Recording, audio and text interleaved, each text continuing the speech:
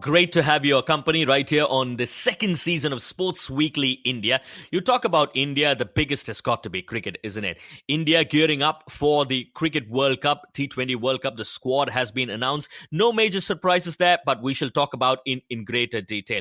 What about Sri Lanka? They've been spectacular. Not too many people gave them a chance to win in the Asia Cup, but they've done the job. They need to go through the qualifiers, remember, for the World Cup. Can they do the job in Australia? Moving on to tennis, you've got a new world number one. When was the last time we heard that? And it's a teenager who has done the trick at the Flushing Meadows in New York. Moving on to the English Premier League, there's so much to talk about. You talk about Liverpool. Is there a slump? Is that a 7-year hitch for Jurgen Klopp? Manchester United, they had a very, very ordinary start, and suddenly they are seemingly doing the job. And who would have thought that Thomas Tuchel would have gotten the sack? That's what has happened at Chelsea. That is something that we shall talk about.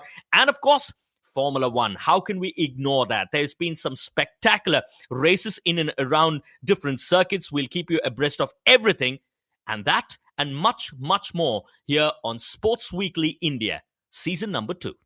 Listen to us free on BingePods, or subscribe or follow us wherever you get your podcasts. Welcome everyone, and here we are with the first episode of the second season of Sports Weekly India. I've got RK with me. We've got Ayaz joining us. We're going to talk all things cricket, all things tennis, sports, football, everything.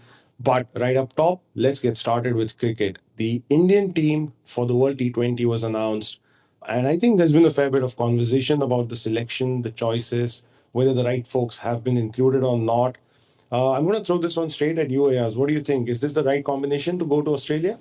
My thought is that it's been a fair selection, but it's been a conservative selection. And there's a reason why I say this.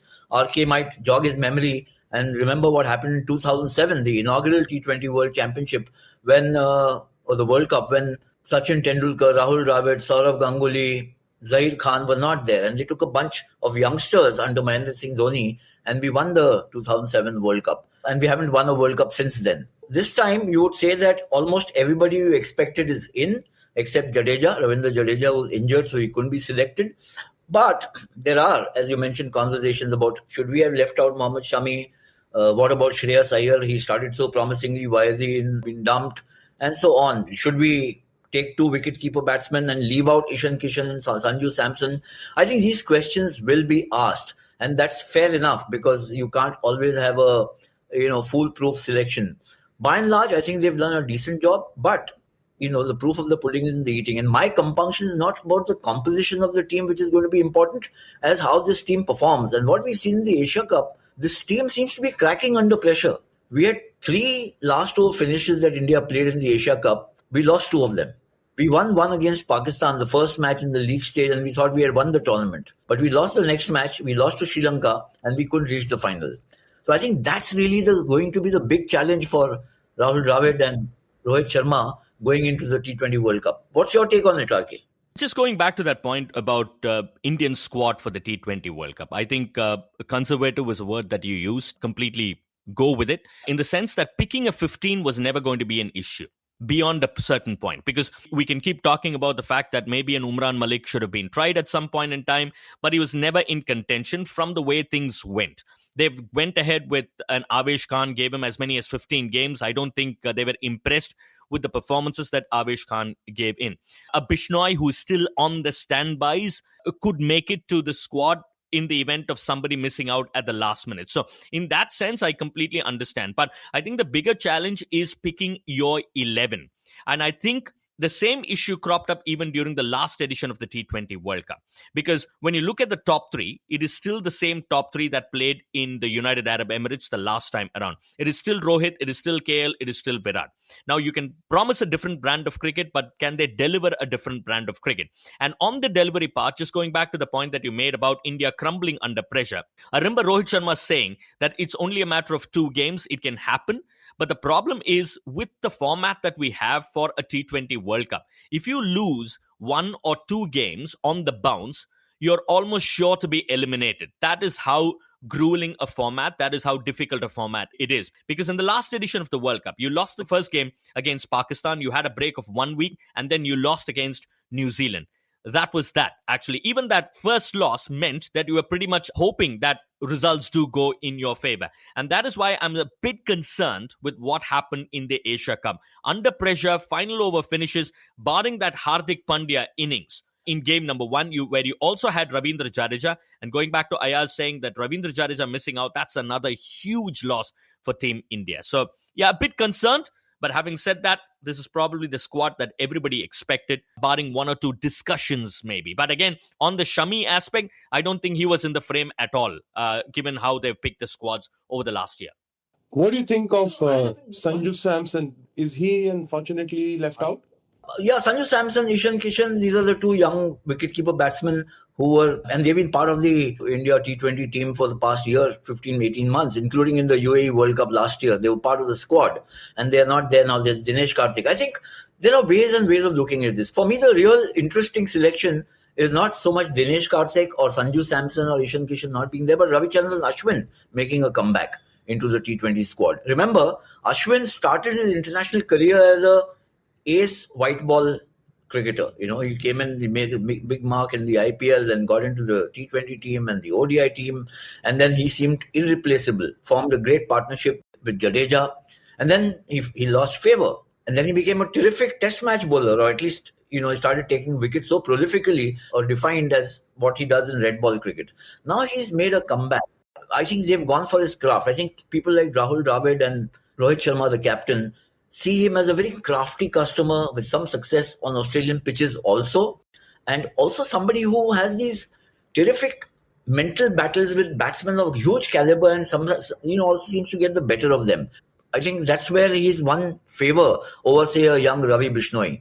But I think also the standbys is interesting. The 4 standbys name. Mohammad Shami, unfortunately, he's got COVID, so he's not playing against Australia in the series coming up. There's also Ravi Bishnoi, Shreyas Iyer, they're in the standbys list. What does it mean? Somebody's injured, somebody else will take that player's place. But it also means that there can be a contrived selection of any of these players if they perform exceptionally. And some of the regulars in the main list are not performing exceptionally. On the bowling front, I think we've spoken a lot about the batting, but I have a couple of questions for both of you on the bowling front. What do you make of really the pacers that we're taking with us? How do you think they stack up? We've got Harshal Patel, we've got Arshdeep Singh. Well, Hardik Pandya and Bhuvneshwar Kumar really round up the 4 pacers.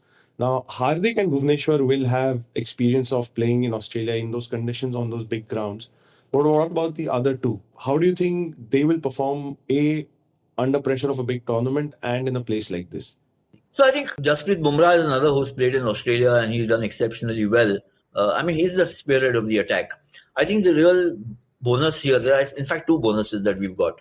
One is Bhuvneshwar Kumar coming into his own. He's had a period of indifferent bowling. He's been injured. He's been out of the team. He's come back and he's reverted back to what were his original match-winning qualities, which is swing and late swing bowling.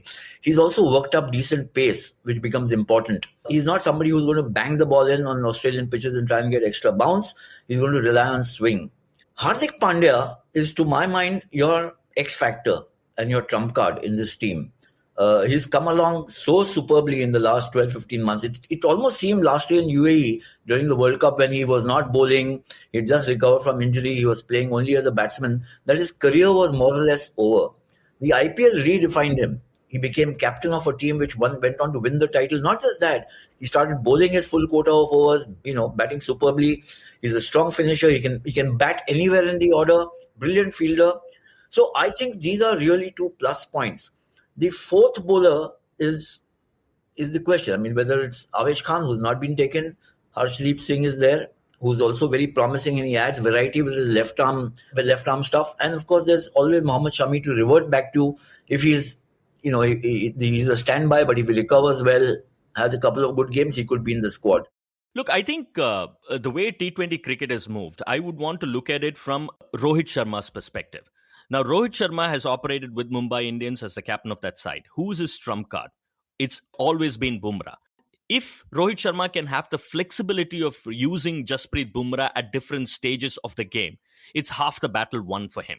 Because you don't want to go into a setup where you're saying, I'm going to use Bumrah twice in the power play and twice in the end overs and not use him at all in the middle overs. I don't think Rohit Sharma prefers that, which is why when you look at the composition of the seamers in that, Bhuvaneshwar Kumar, you would expect him to do the power play overs. He can also operate in the end overs. You look at somebody like Arshdeep, consistently, even in the West Indies series, he's been used in the power play and in the end overs. You look at Harshal, very, very similar skill sets, but he operates in those middle overs and also towards the end overs. A bit like what a Dwayne Bravo uses or does for a Chennai Super King. So it's about finding, and then, of course, as Ayaz said, you've got Hardik Pandya, who's a huge plus. He's a completely different player as we speak.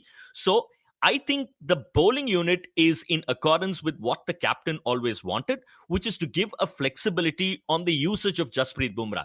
If I can use Bumrah twice in the power play, or once in the power play, twice in the middle overs, and once in the end overs, or the different permutations and combinations, I think he believes he's got the control of the game. Just like when MS Dhoni used to be the captain, he liked operating the spinners in accordance to the way he wished. So I think Jasprit Bumrah is still the trump card. You're seriously hoping that Jasprit Bumrah and Harshal Patel's bodies hold up because they are coming at the back of an injury as well. That's something that is to be taken.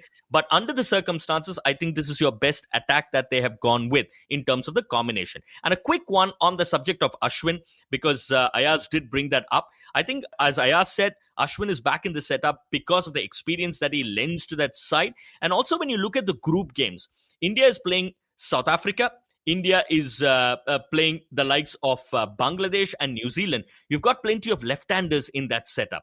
So, and with the big grounds in Australia, so I think you would want an off-spinner who, Ayaz, as rightly said, grew into significance by playing a lot of T20 cricket earlier on. So it's a bit of a comeback in that sense for Ashwin. I'll just add to that, Aditya, what you mentioned about Ashwin. What you mentioned about Ashwin is also, it becomes more relevant when you consider there's no Jadeja. You know, if Jadeja was there instead of, say, Akshar, he's a fine cricketer, fine all-rounder, but he doesn't have that depth of experience that a Jadeja had. So you want, apart from Chahal, one other spinner who's got, a lot of experience under his belt. When you're confronted with batsmen of the likes of David Warner, for instance, or, even the Pakistanis, Mohammad Rizwan or Babar Azam, somebody of Ashwin's experience, yes, some of them are right-handers, but even so, he loves these jousts with batsmen of great pedigree. As you know, Ashwin is a bit of a maverick. Given that this combination is expected to stay together for the next 2 months, their preparation in earnest starts off in the next few days with Australia and South Africa visiting us. And I think that will really be the first view we get of this combination in the World Cup mindset, because the last time they played in the Asia Cup, we didn't know what the squad was like. But now we do. So now we're looking at the World Cup team in action for 6 T20Is and 3 one-day internationals. What are you expecting to be achieved in these games? Are you looking to have a settled 11 by the time these two tournaments or these two series are over? Ideally, yes. Ideally, you would want to see the side that is going to take the field for game number 1 against Pakistan in the World Cup to be played more often than not. But again, it really depends on how different teams are approaching this. Because when we talk about the 6 T20 internationals, Australia is coming with a slightly different setup. They do not have the likes of Mitchell Starc. They do not have the likes of David Warner. He's been rested for this. Injury concerns for Mitchell Marsh. So they are not going to play your number 1 team, which is effectively going to take the field for Australia come the World Cup. So in that sense, different teams seemingly out of choice or chance have got different approaches. But I think from India's perspective, would want to see a settled top 3, which is Rohit, KL and Virat in that order. Look at Surya Kumar Yadav, but we'll be keen to see how the bowling combinations work for the series. And I think at the end of the day, picking the 11 is a lot more difficult than picking the 15. Is it still going to be a battle between DK and Pant? Are we settled down on Rohit and KL opening? A few things that need to be addressed. What is Deepak Huda's role? Is he ever going to bowl? Because we didn't see him bowl at all in the chances that he got in the Asia Cup, Ayaz. Yeah, I think you're right. I think the test would be for the bowling attack. But I think also, look at it this way. You mentioned about injuries to Harshal and Bumrah, and they made a comeback. There's also KL Rahul. And he wasn't in the best of forms in the Asia Cup. He had a half century in one of the matches, but not otherwise. He looked completely out of rhythm, in my opinion. So they want runs. Even from Virat, they want more consistency. He broke the hoodoo and then got his 71st century. But you want your top 3 or 4 to fire, because remember, your bottom 4 are not worth too many runs. If you've got Bumrah and Chahal and whoever. I mean, yes, you got Harshal who can bat a bit and Bhuvneshwar who can bat a bit, but you still want therefore your top order to deliver most of the runs. There's no Jadeja also this time. So I think it's going to be a test of the fitness and form of some key players, because they're integral to the playing 11. And also, I think they'll rotate the players around, change the combos of the team to try out everybody. How do players like Deepak Hooda, you mentioned, perform under a stiffer competition from the Aussies? They're not at full strength, but they are downside tougher competition than Hong Kong and even Afghanistan, I would say. So how do these players perform as a combo, these untried ones, and see whether we are closer to getting the ideal playing 11 when we go to Australia? And just quickly to add on to what Ayaz was talking about on the subject of Deepak Hooda. Look, if Deepak Hooda is not going to bowl, we haven't seen him bowl in the recent past. I think under Rohit's captaincy, he hasn't bowled too much in the amount of time that he's been picked. What is his position anyway going to be in the batting order? Because if you're going to use Deepak Hooda below 5 or 6, there's no point quite literally in playing Deepak Hooda.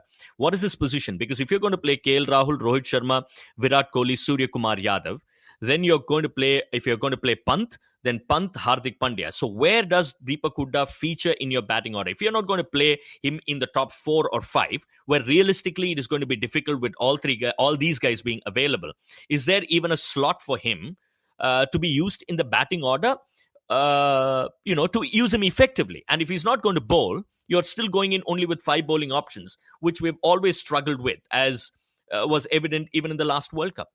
Well, let's see. The next few games will tell us what that combination finally looks like. I quickly want to have a couple of thoughts from each of you on what happened at the Asia Cup. India started out on a high. The kindest way to really explain what happened after that was an implosion. What do you put that down to? Confidence, overconfidence, or the others have just got the measure of it? And one very important question, how the hell did Sri Lanka win that thing? I think sometimes teams need a trigger to rise beyond expectations. And Sri Lanka did that. I mean, they've been through a huge period of turmoil, socio-political turmoil in their country. It's been really tough. And I think this team has given the country so much cheer that they've seen themselves as evangelizing this hope back in their country. And good luck to them. I think they've done a terrific job. Remember, they won a match. They played extremely well against Australia at home, extremely well against Pakistan at home, and they've outdone everybody else in the Asia Cup. And this is what makes sport so fantastic to see. I mean, nobody gave Sri Lanka a chance to win the Asia Cup. Everybody thought it's India versus Pakistan final, or jo bhi jeetega will do Wawa and Rara. It didn't happen.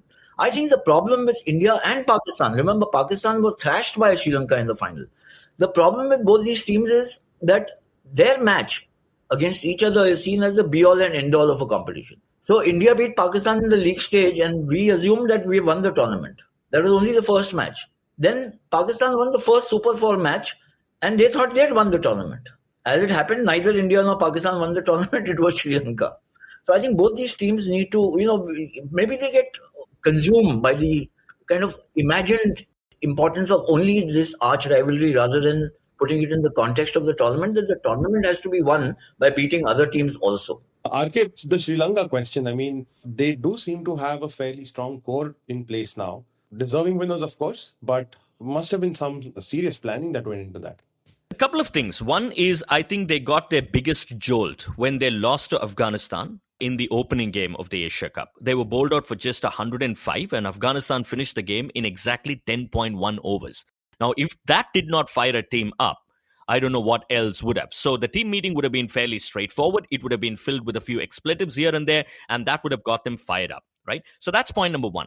And secondly, if you look at what has happened to Sri Lanka cricket over the last, 8-9 months after the last World Cup, they've got this knack of doing something while chasing somehow. You saw Dasun Sanaka against Australia in Sri Lanka doing well. Nissanka did exceptionally well even in Australia, and therefore a lot of those hopes will rest on Nissanka, who, by the way, was the highest run getter in Australia when they toured Australia earlier this year for a few T20 internationals. So he's been in good form himself. Kushal Mendes, and I'm sure Ayaz, he's watched a lot of cricket, actually. When you need to win these big tournaments, you also need a bit of luck going your way. If you remember how Kushal Mendis played against Bangladesh, there were as many as 4 or 5 opportunities that were put down, or there was a no ball or this or that. Not taking anything away from Kushal Mendis, but you need something like that to happen if you've got to go the distance in a tournament like that. That happened, and he was one of the leading run getters. Bhanuka Rajapaksa, he benefited extremely from playing for the Punjab Kings because he did exactly the role of those 25s or 35s for Punjab Kings. It was a different matter that they dropped him for a Johnny Bairstow to accommodate the Englishman, and things went southwards ever since for Punjab Kings. So if you look at the contributions, it's always been those 25s or 30s or 35s for Sri Lanka that has done the trick. And let's not forget, while Wanindu Hasaranga was your superstar of that side, let's not take anything away from Tikshana, who bowled those power play overs. You had 2 inexperienced seamers who almost made their debut in the Asia Cup in Madhushan and Madhushanka. They've been extremely impressive, which have given them a berth for the World Cup in Australia. So it's been a good, well-rounded effort from the Sri Lankan dressing room, and big thumbs up to Chris Silverwood. He's taken the side very well in the recent past, and he's done very well with Dasun Sanaka. Well, let's hope that they're able to recreate some of that form over in Australia, because it's always fun to have an upstart team and some challengers in a big tournament like this. Keeps the table looking fun every day. Well, that rounds up our cricket conversation. Thanks, Ayaz. Thanks, RK.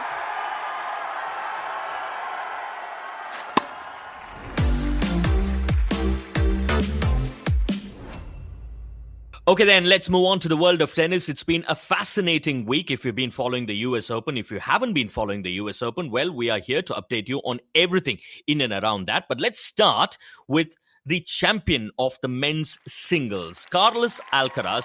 Seriously, I do not know what you were doing when you were 19. I was good for nothing. Well, you can even turn around and say I am still good for nothing, but I'm only speaking at this point in time. He was just 19 years and 4 months when he has won the US Open. And he's your youngest number 1 in ATP rankings history. And that's where I get across to Aditya Kuber, who loves this tennis, still plays very, very actively.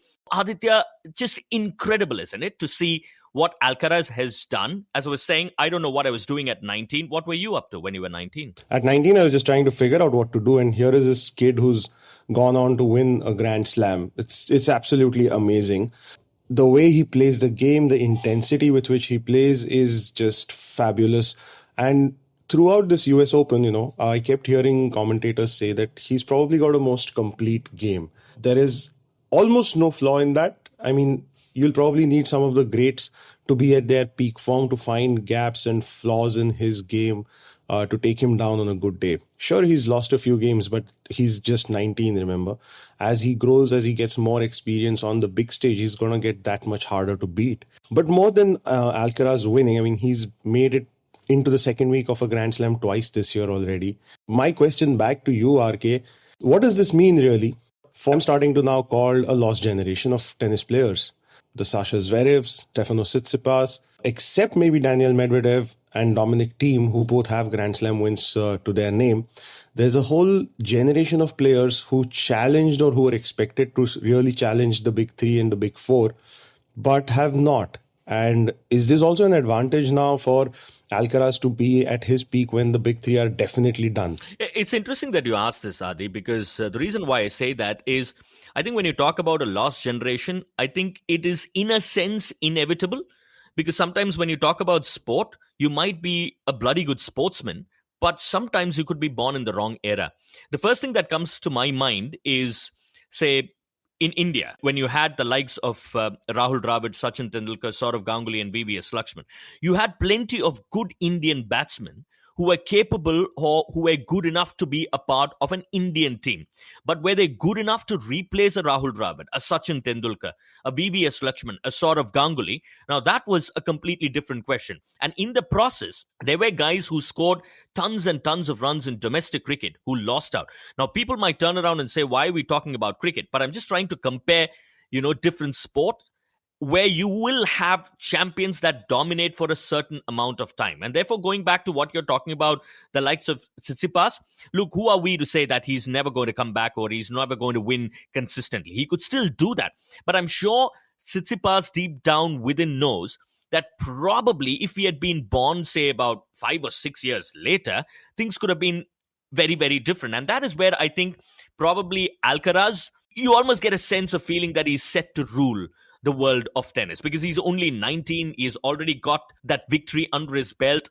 I agree, Novak Djokovic wasn't a part of the US Open. In fact, Alcaraz was very, very generous enough to accept that, even in his post-match speech. So I think, yeah, I can understand where you're coming from, but I guess at some level, it is inevitable. We can go across a variety of sport. We can talk about this for ages, actually. Yeah, absolutely. And so what do the next 3 to 5 years look to you like? More Alcaraz, Sinner, maybe Casper Ruud, and Medvedev, of course. I mean, he's someone who I think has a lot more Grand Slams left in him to win. Well, I think this victory of Alcaraz has done him a world of good, understandably, and it has also done the others a world of good.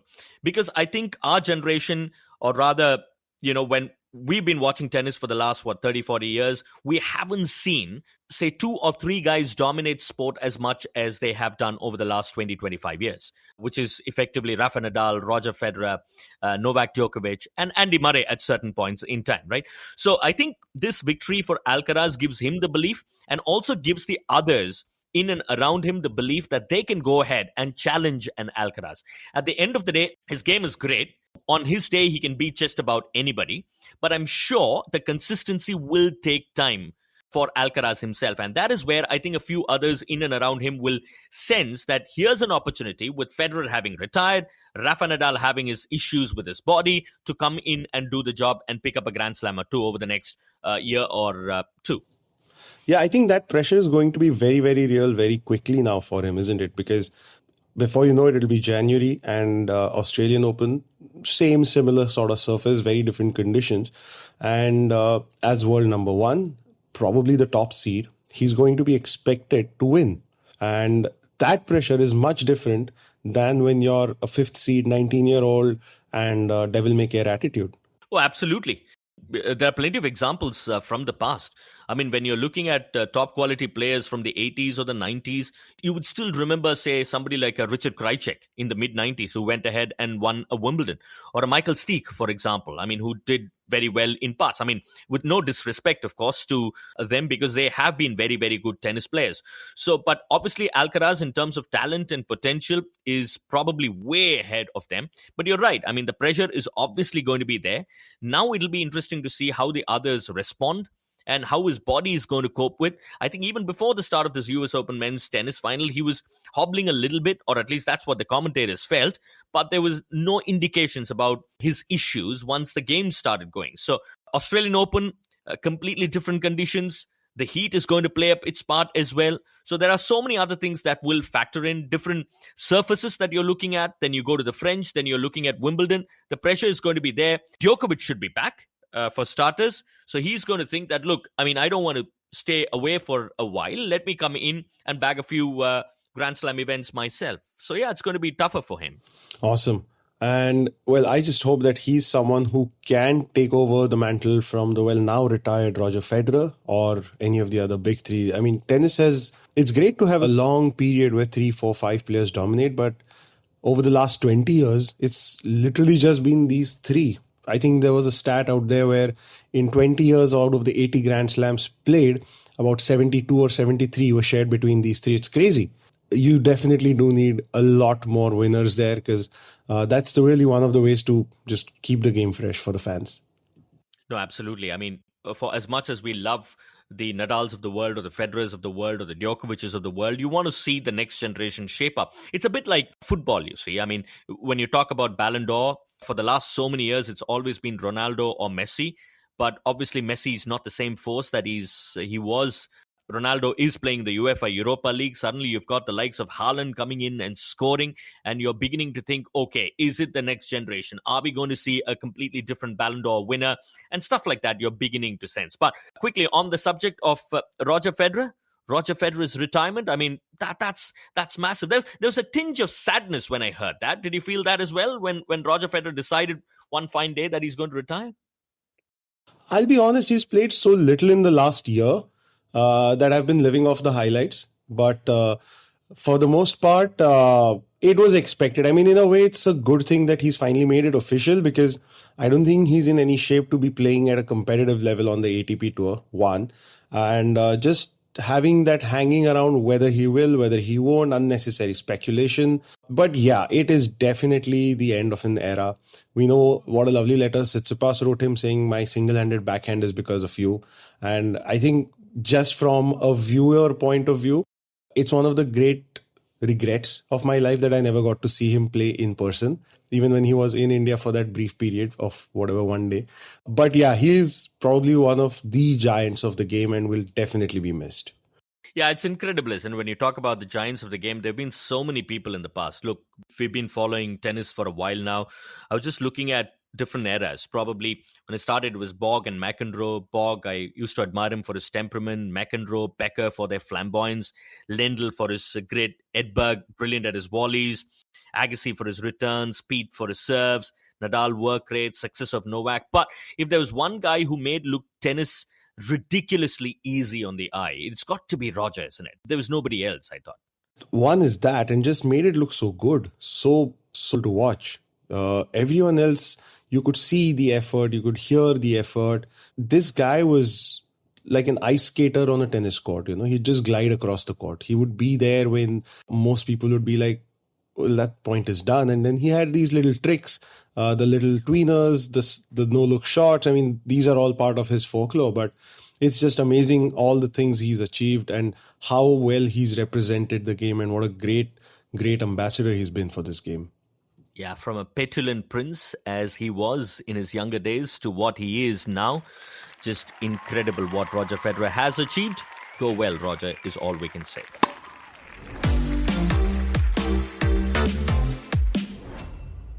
Right, and that's that from the world of tennis. But let's move on to the world of Formula One. Not just that, but we'll also concentrate a bit more on the world of football, where Chelsea's manager has got the sack. He termed it as one of the most difficult decisions to digest.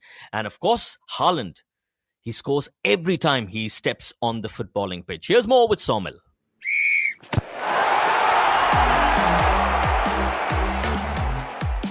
Thank you, Mr. Fantastic. And I can't wait for this. It's been so long since I've been on Sports Weekly, and I have so many stories to share about so many major matches in the world of football that I really cannot wait to do that. So let's actually not waste any more time, and let's talk about the big ticket fixture of this week in the Champions League, Bayern Munich versus Barcelona.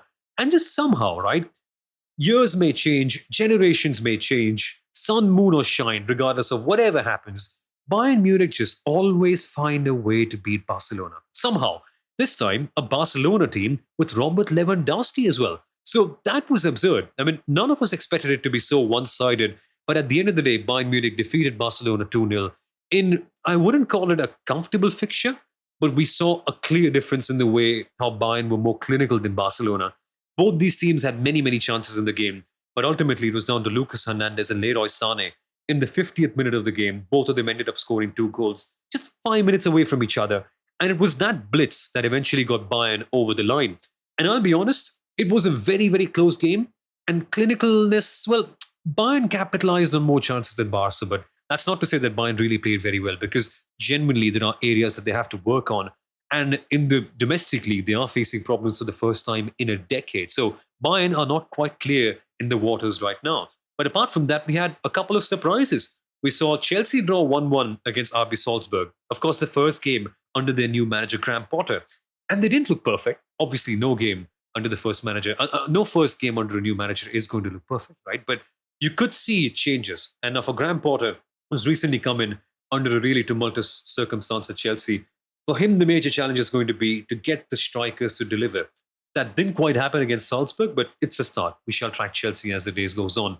But otherwise, Benfica defeated Juventus 2-1 in a not so surprising fixture, because Juventus have been, without mincing my words, terrible this year. They've been really clunky, and Benfica in their fluid style of play really got the job done very well.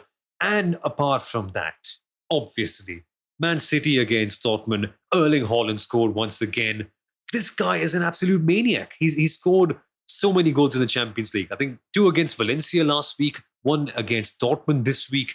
And that is not to count his Premier League goals, because right now, folks, Erling Haaland has got a total of 11 goals in 7 games.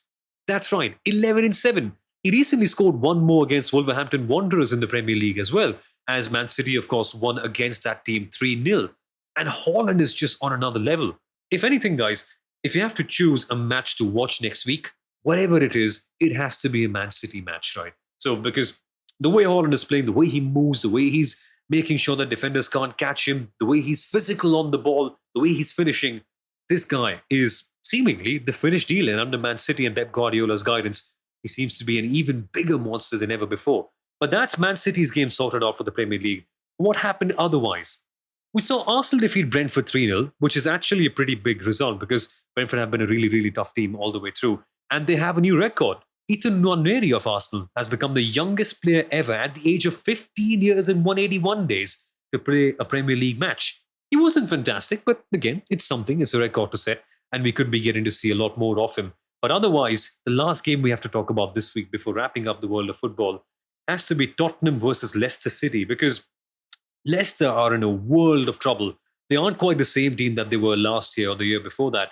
Under Brendan Rodgers, things are just seemingly sour. They aren't quite able to get the right players in. And when a class and quality team like Tottenham Hotspur comes along, it becomes hard to fight. Tottenham defeated them 6-2. 6-2. 3 goals from Song Heung-min, who finally got on the scorecard after really having a bad spell earlier in the year. Harry Kane got in the goals. Eric Dyer, of all people, has got a goal as well. And so has Rodrigo Bentancur. And this means that in the Premier League, it's getting a little bit dicey at the top, because after their win, Arsenal now lead the league with 18 points, but City are only one behind at 17. And the same goes for Tottenham, who also are tied with City on points. But otherwise, we see Brighton in P4, United in P5, Fulham in 6th, Chelsea in 7th, and Liverpool after their really clunky start in P8. So, next week we'll be back with more football. I can't wait to share the results of the Champions League, the results of the Premier League. And in the Premier League, there are some big games coming up. So stay tuned, folks. I'll be back right here on Sports Weekly.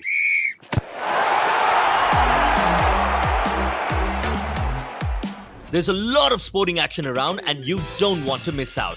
Listen to us free on BingePods or subscribe or follow us wherever you get your podcasts.